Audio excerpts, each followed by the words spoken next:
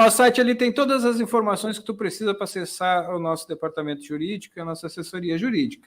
Também o espaço de denúncias, né, que é importante, está ali dentro do nosso site, mantém o anonimato, então é possível que a gente consiga saber das coisas por esse canal, aí é um canal eficiente de denúncias. E, enfim, todas as informações, inclusive a ficha de sócio, seja sócio do Sindasp. O Sindasp tem, além da atuação política e econômica como sindicato, um dos serviços é a nossa assessoria jurídica. Vamos chamar para a tela, então, doutor João Carlos Santin, doutor Gabriel Felipe Teis, que estão conosco na manhã, meio-dia, quase tarde desta sexta-feira, para tratar dessas questões aí relacionadas ao departamento jurídico. Já começo questionando, doutor Santin, sobre essa questão da aposentadoria da vida toda, né, que foi tema aí da nossa vinheta, e é tema da nossa vinheta aí de chamada no programa. O que é isso, Santin? Quem tem direito? Como é que começa? Como é que acessa a revisão? Quem se aposenta agora, como é que fica? Bem-vindo. Boa tarde, bom dia lá a todos os participantes aqui da mesa e também os ouvintes. Bom, essa revisão da vida toda é para todo aquele aposentado que estiver vivo. Não, né? Já é um bom começo. Conquista que de muitos anos de luta e que a gente implementou na esfera judicial, buscando a utilização de toda a vida contributiva do trabalhador, tá?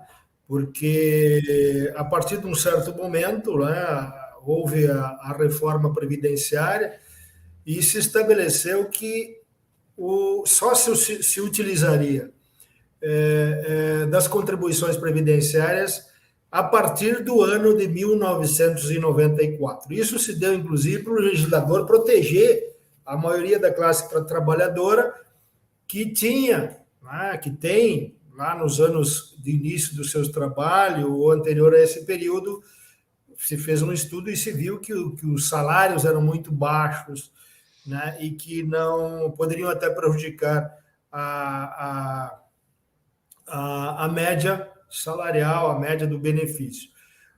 No entanto, com o passar do tempo, se constatou que para grande parte, ou para um número considerável de contribuintes, a exclusão desse período anterior a 94, aí sim geraria um grande prejuízo.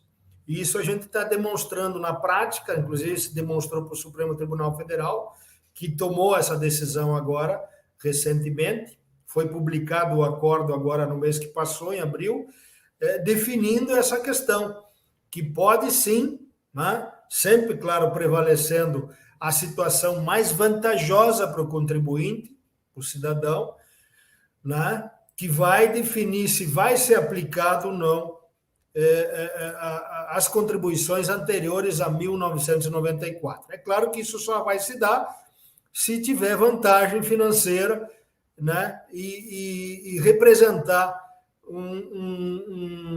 consequências vantajosas na renda mensal atual que ele está auferindo. Tá?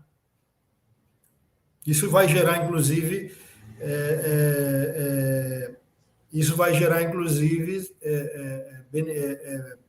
um acréscimo patrimonial, não só no benefício, mas também nas prestações vincendas nos últimos 5 anos. Isso vale, claro, sempre respeitando, infelizmente, não conseguimos convencer o Supremo para aplicar isso para todos os trabalhadores aposentados e aposentadas indistintamente.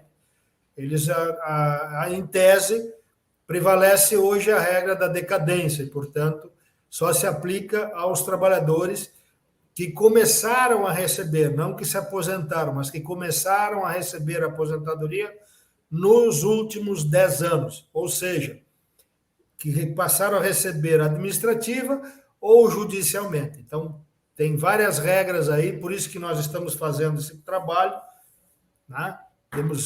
Nós estamos utilizando, inclusive, várias formas de auferição disso, né? Temos 2 ou 3 programas de cálculo, além disso, temos uma perita à nossa disposição que na dúvida a gente pede para ela conferir a regularidade do cálculo, da simulação, enfim.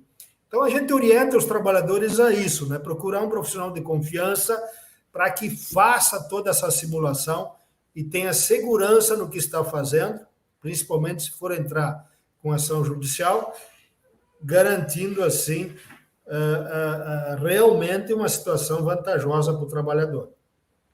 A possibilidade de... isso é retroativo? As pessoas, nos últimos 10 anos, se forem direito, vai ter que ter um valor ali de compensação dessas perdas, e aí, a partir dali, o salário fica equilibrado, é isso? Isso. Na esfera pública, quando se trata de empresa ou administração pública direta ou indireta, a regra é a prescrição nos 5 anos. Prescreve em 5 anos. Então, haverá o direito de perceber as diferenças dos últimos 5 anos retroativamente a partir do pedido administrativo, né? Ou judicial, como é o caso. Então, é bastante vantajoso fazer esta ação para buscar a revisão desse benefício utilizando a vida toda das contribuições, né? Mas é isso, com muita segurança, né? A grande maioria dos trabalhadores não vai ter repercussão nenhuma, porque, na maior das vezes, como eu falei lá no início, os salários são muito baixos no início da sua história trabalhista, né? Só vale a pena realmente para quem realmente ter segurança. Lá no CNIS a gente pode constatar isso, que ganhava acima do salário mínimo, né? O ideal bem acima do salário mínimo, né? Senão, com certeza, não haverá muita repercussão financeira no cálculo. Mas, mesmo assim, nós estamos assumindo o compromisso de fazer a revisão de todas as características possíveis nessa aposentadoria, considerando o tempo rural, que não foi adicionado, considerando o tempo especial, insalubre, penoso, periculoso, que não foi considerado pelo INSS, né? Então, a gente está fazendo uma revisão bem ampla, né?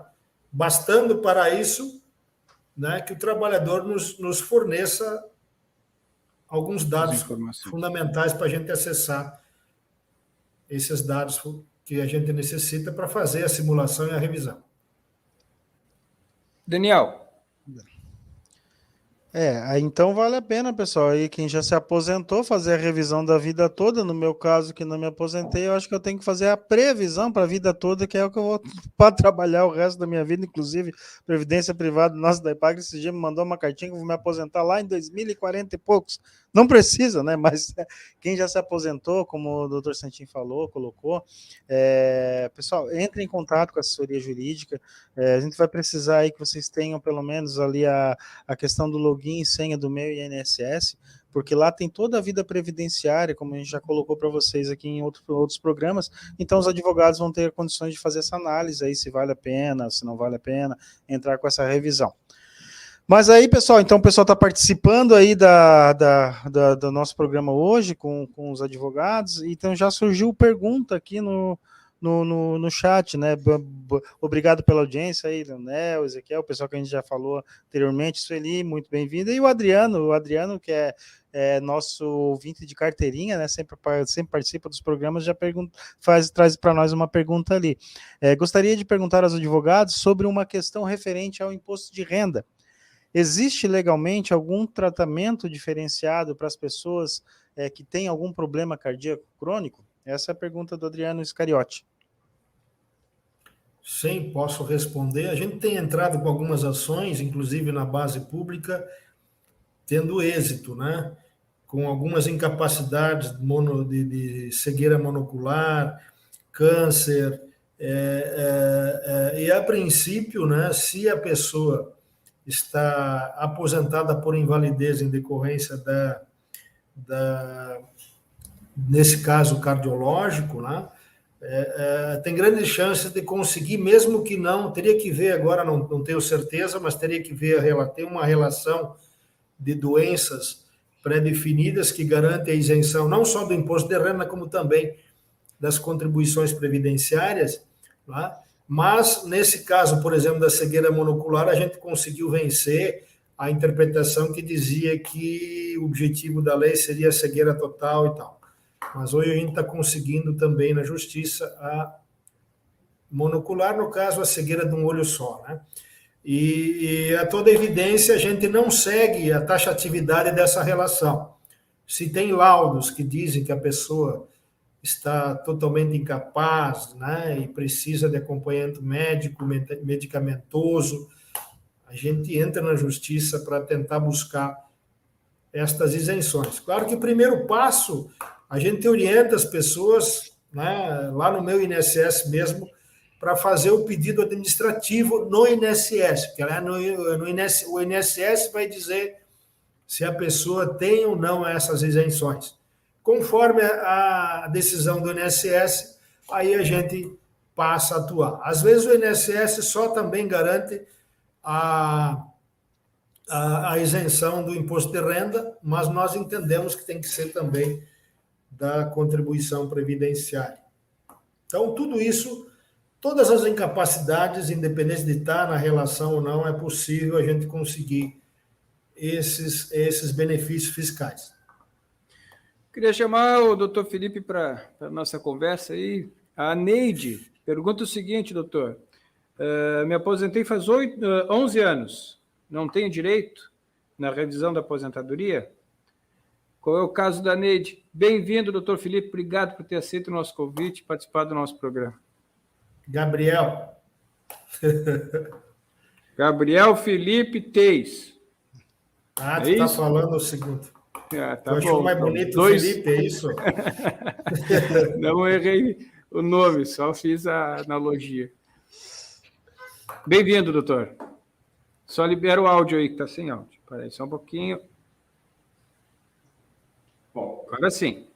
Bom dia, boa tarde, boa noite a todos que nos assistem, ao Daniel, a Alan, que é apresentando o programa, ao doutor Santin também, e dizer que para mim é uma honra estar participando aqui desse espaço, né, esse espaço de luta, esse espaço dessa trincheira de luta do Sindasp, conheço esse sindicato há muitos anos, né, e agora contribuindo aqui na assessoria jurídica. Então, para mim, é também uma gratificação estar nesse espaço, estar contribuindo nesse início, né, nesse pontapé com a categoria e com a diretoria do sindicato. É um prazer imenso estar desenvolvendo esse trabalho. Para além disso, sobre a aposentadoria sobre a aposentadoria por tempo de vida ali, né, da vida toda, que a gente chama, né? Então, tem direito quem se aposentou nos últimos 10 anos.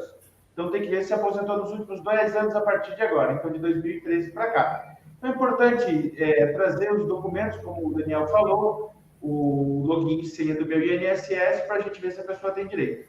Nesse caso, ela teria que se aposentar de 2013 para frente, né? Então, quem se aposentou para trás não tem esse direito, infelizmente, né? Infelizmente, tem essa decadência de 10 anos, mas tem muita gente, obviamente, na categoria que tem esse direito, e a gente está atento a essas questões todos os dias aqui no sindicato, né? Na nossa assessoria jurídica.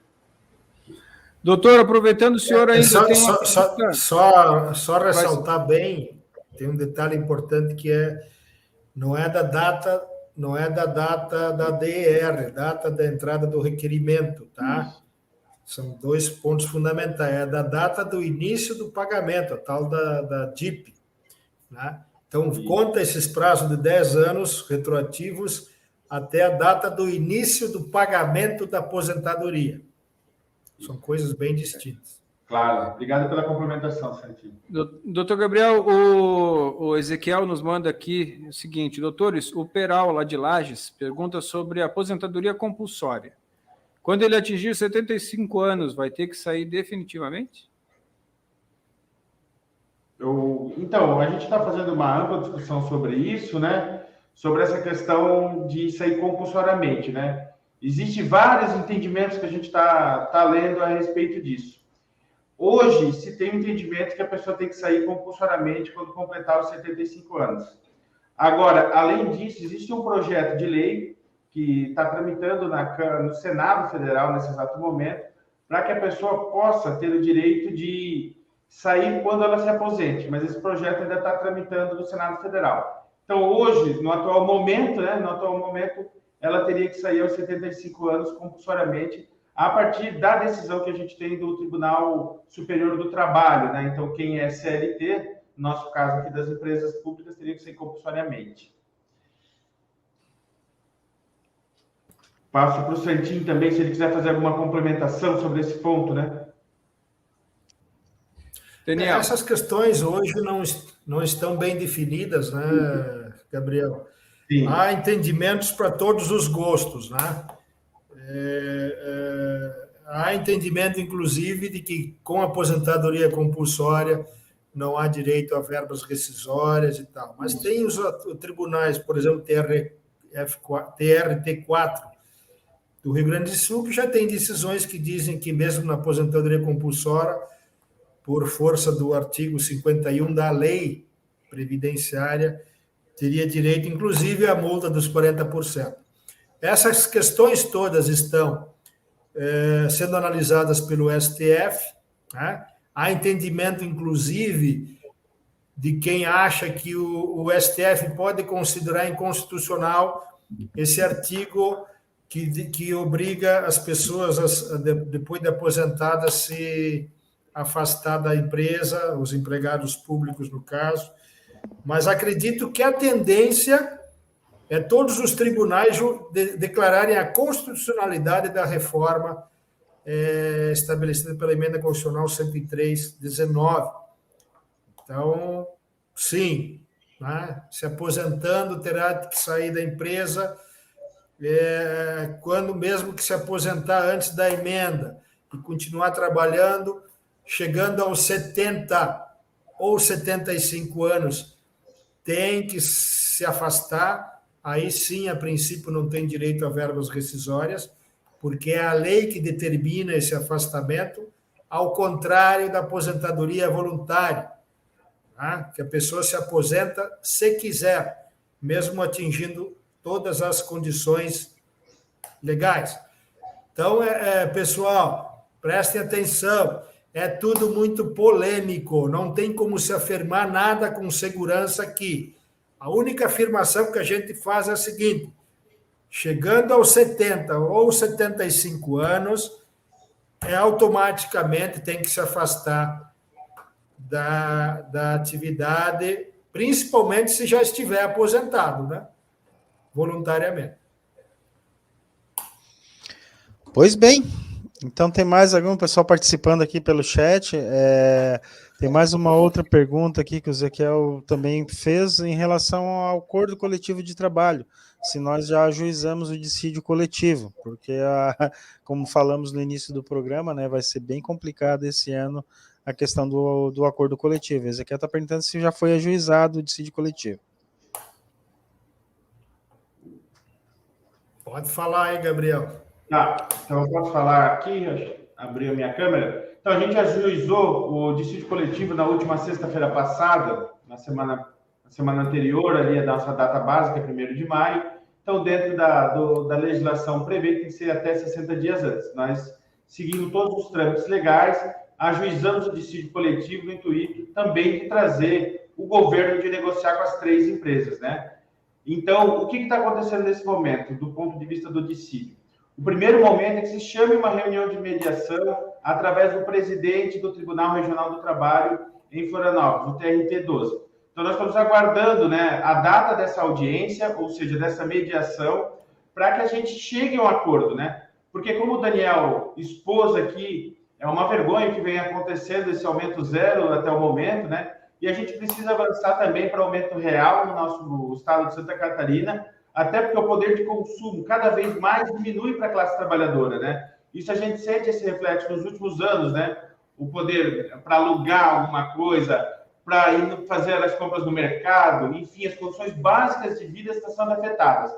Então, além da manutenção de todas as cláusulas sociais, a nossa grande reivindicação também são as cláusulas econômicas. Então, a gente ajuizou sim o dissídio, estamos esperando agora a data de uma reunião de mediação que o Tribunal Regional do Trabalho sempre realiza antes de julgar o dissídio, né? Então, estamos nesse momento, né? Aguardando a data da audiência e assim que tiver, a gente vai informar toda a categoria, né, informar a diretoria do sindicato, mas principalmente toda a categoria, referente à data dessa audiência, né, de conciliação, e a gente espera que o governo reveja essas posições que ele vem tomando até agora, né? São 5 meses de governo, né? Vai indo para o 6º mês de governo agora, entrando em junho, no próximo mês, quando for sair provavelmente a data da mediação. E para nós, o que está acontecendo é um absurdo, né? Não ter uma negociação onde os trabalhadores consigam um aumento real e também a manutenção dos direitos sociais adquiridos historicamente por esse sindicato de luta aqui do estado de Santa Catarina.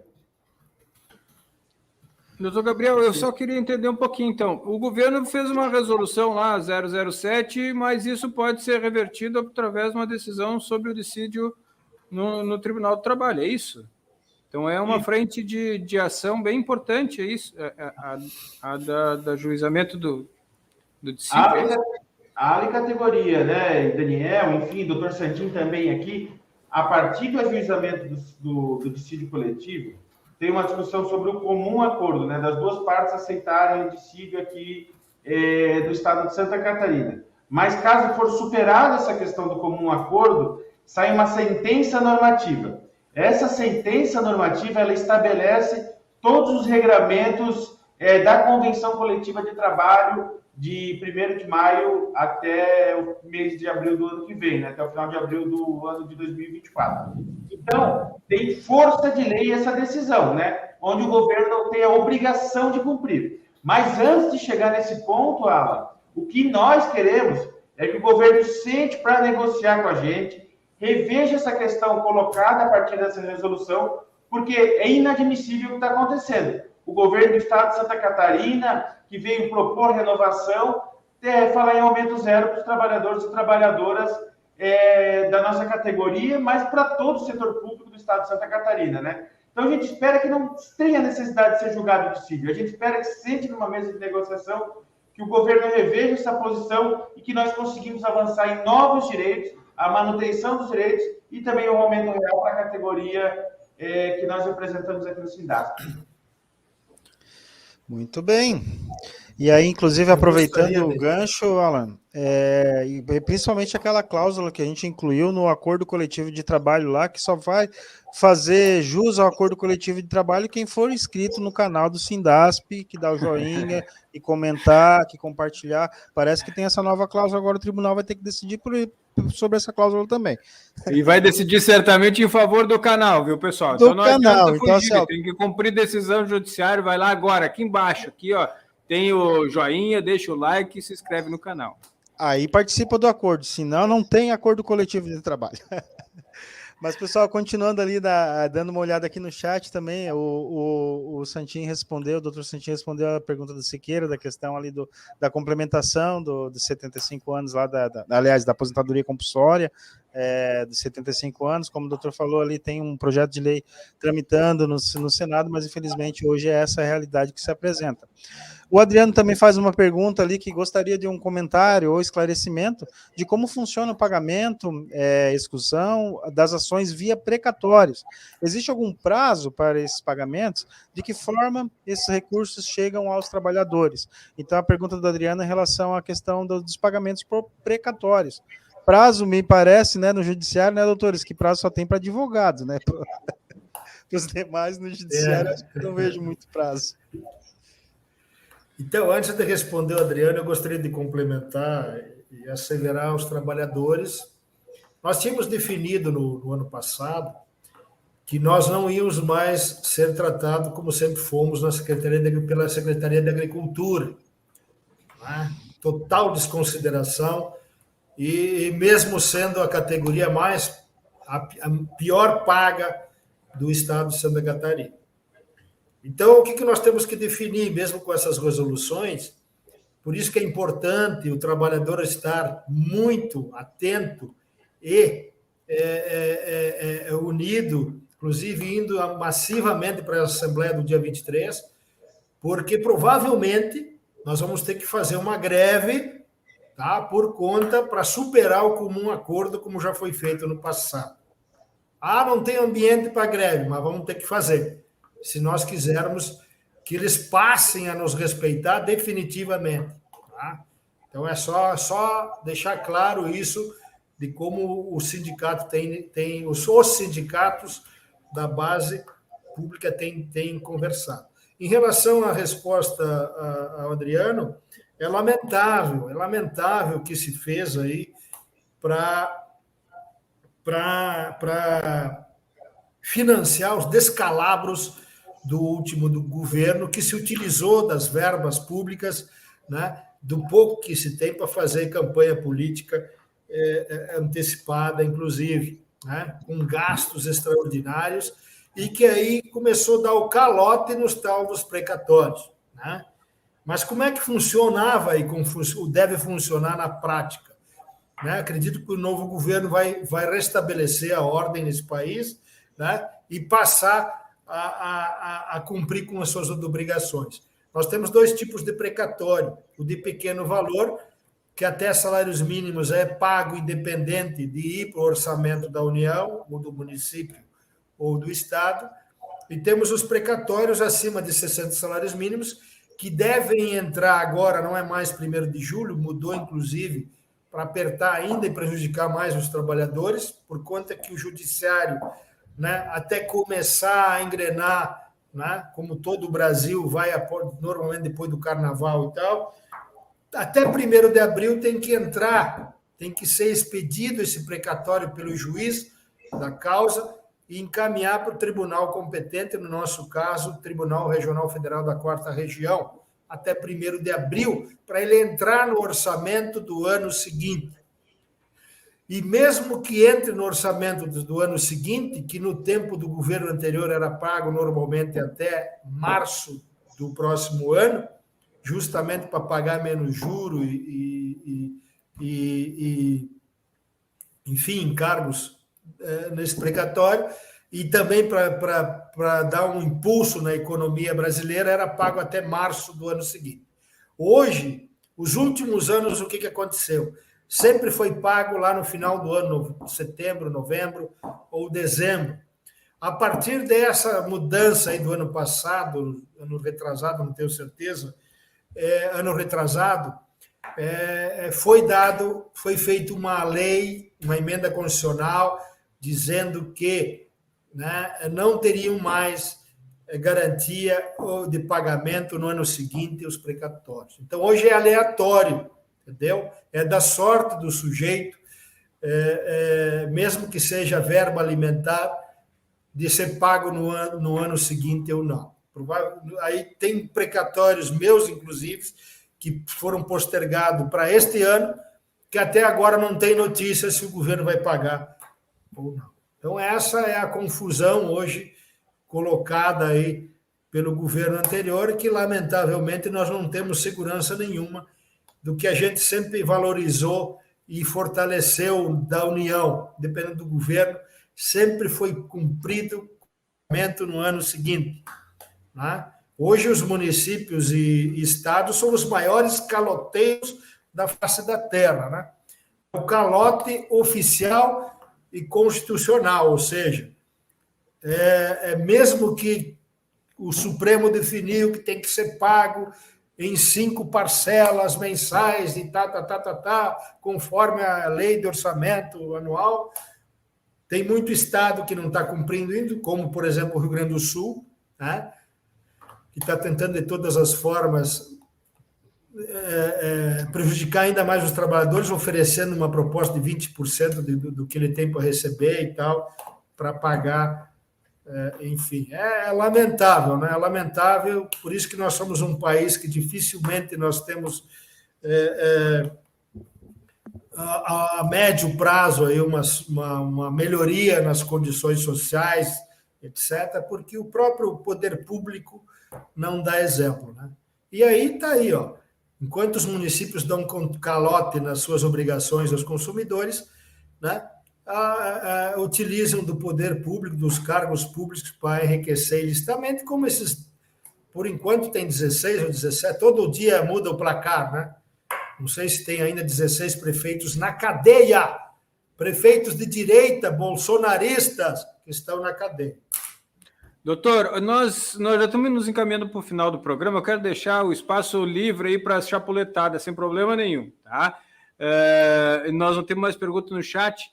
E aí eu queria deixar aí, doutor Gabriel, pode ser? Começa aí conclusões finais e nós vamos para a agenda da semana na sequência. Sim, não é complementar, né, mas é trazer alguns dados para corroborar também com o que o doutor Santin falou aqui, né? O orçamento da União do ano passado, 1.879 bilhões de reais foram destinados para a dívida pública, né? O que representou isso, 46% de todo o orçamento da União foi para pagamento de juros e da dívida pública. E quando a gente vai olhar os dados para a saúde e educação no nosso país, é uma vergonha. Os dados da saúde do ano passado representaram apenas em 3,37%. E os dados da educação em 2,7%. Então, uma grande vergonha que a gente tem nesse país, né? Onde não foi pago esses precatórios no último período e também não tivemos aumento na saúde e na educação. Agora, a gente tem um crescimento da dívida pública do nosso país, de juros sobre juros, todos os anos aumentando isso.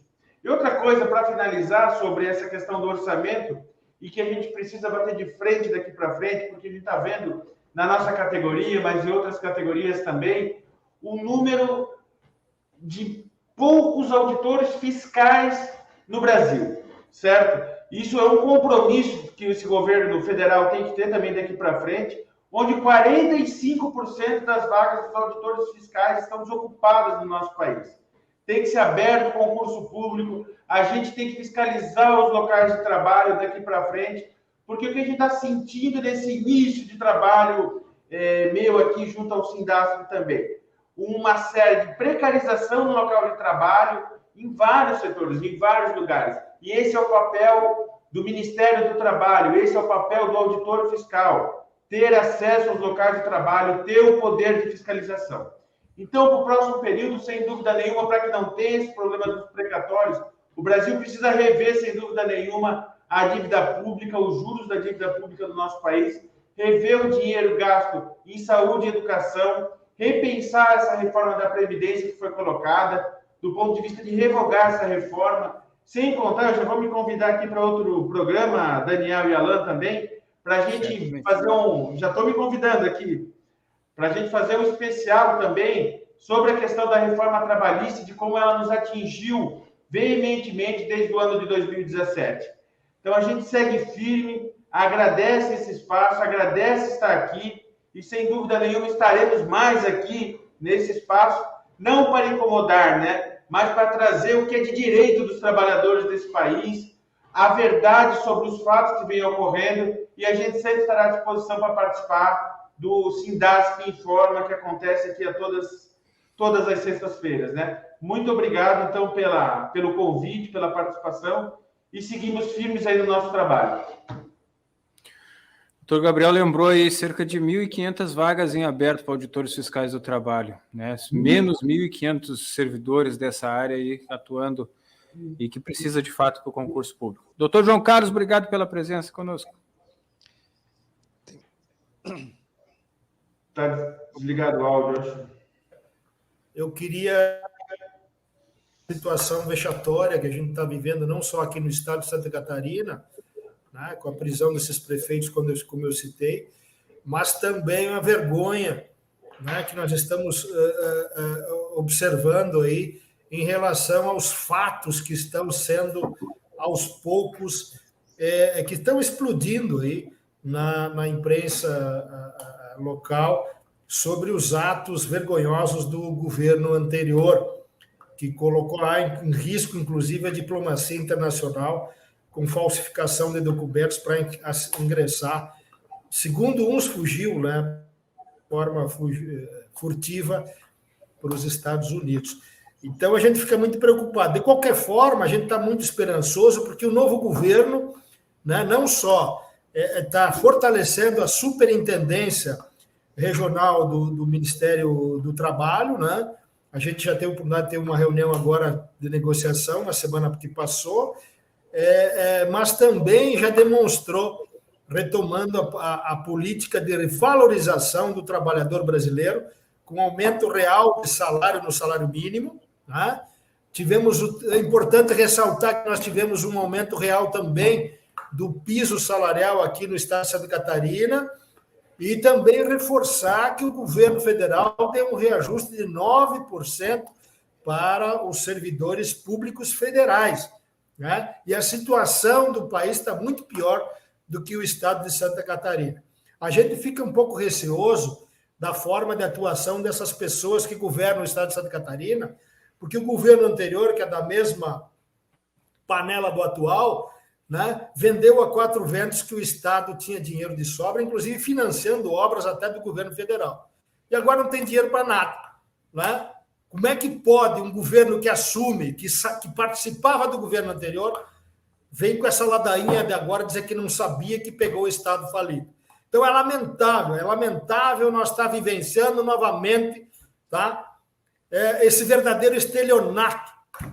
Tá? E quem vai pagar a conta de novo, lamentavelmente, porque a gente vê, mais um ano, os trabalhadores do setor da agricultura, da Secretaria da Agricultura, pagando a conta por esse descalabro que é essas administrações que se sucedem, né? E deixam o Estado nesta celeuma financeira, administrativa, tá? A gente lamenta muito. Isso quem está falando aqui é o cidadão João Carlos Santinho, advogado, né? E que tem uma responsabilidade social enorme, e é por isso que nós falamos aqui em nome de você, trabalhador, né? Mesmo que seja conservador, né? E apoie esse governo. Nós estamos falando aqui um ponto crítico para deixar claramente a posição nossa em relação a esses descalabros, né, que tem acontecido periodicamente dos governos que se sucedem com a nossa categoria profissional. Vamos fazer de tudo, inclusive, para não sucatearem de vez a Secretaria da Agricultura, né, como estão fazendo, com a terceirização, inclusive, dos operários rurais e outras funções fundamentais técnicas. Um abraço a todos, até a próxima oportunidade e hasta la vista! Isso aí, doutor João Carlos, obrigado pela participação. Aliás, eu vou fazer uma pergunta, está todo mundo aqui em dia com as suas vacinas, né? Ou não? Todo mundo em dia com as vacinas. Tá bom, isso aí. Carteirinha não é fake, carteirinha de vacina original, não é fake. Não, né? não dá, mas eu vi na internet, podia comprar, não dá? Não tem negócio daqueles bares, eles mandam só o certificado, não pode? Estava sendo emitido no Palácio do Planalto.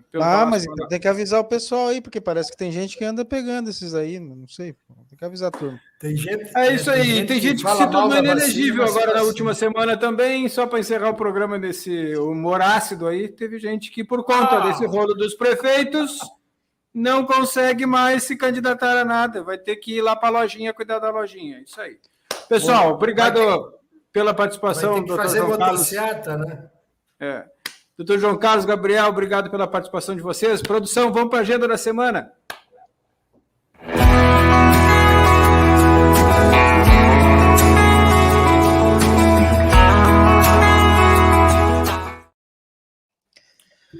Danielzinho, vamos lá.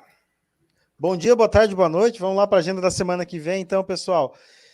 Galera, amanhã no podcast do Sindasp, todo sábado a gente começa com um podcast sindical, né? Então, no dia amanhã, a gente vai fazer um corte aqui com os advogados, para quem não conseguiu assistir ao vivo, até porque no início do programa nós passamos os informes, as notícias do sindicato, então amanhã a gente vai fazer um corte só com esse bate-papo aí com os advogados, assessoria jurídica do Sindasp. Amanhã, sábado, começou o programa com o Sindasp Podcast, começou o sábado com o Sindasp Podcast, vai estar os advogados lá falando esse bate-papo que a gente fez hoje aqui no nosso Sindasp Informa.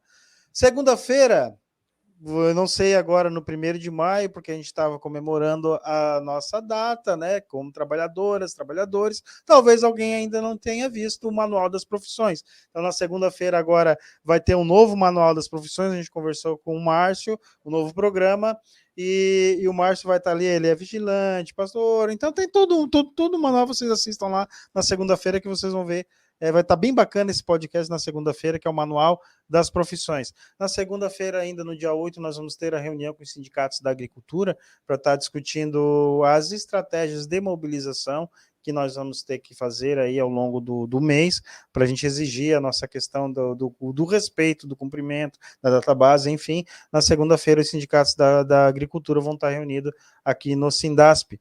Na terça-feira vai ter uma reunião com a Uniconsult, uma das administradoras que opera o plano de saúde coletivo por adesão da Unimed, também aqui no sindicato, aqui no Sindasp.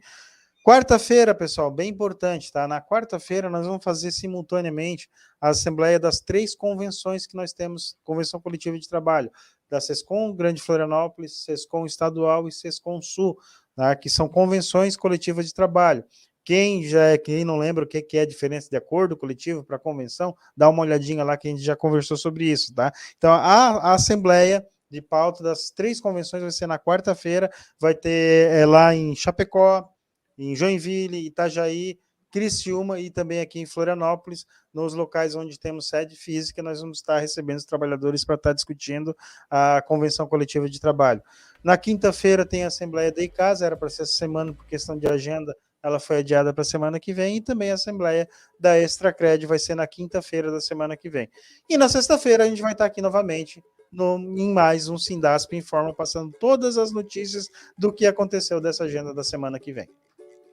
Isso aí, obrigado pessoal aí da Extracred. Legal conversar com vocês de novo aí. Vamos se ligar se essa semana aí tem assembleia. Daniel teve lá, inclusive, visitando esse povo todo. Legal. Obrigado pela audiência.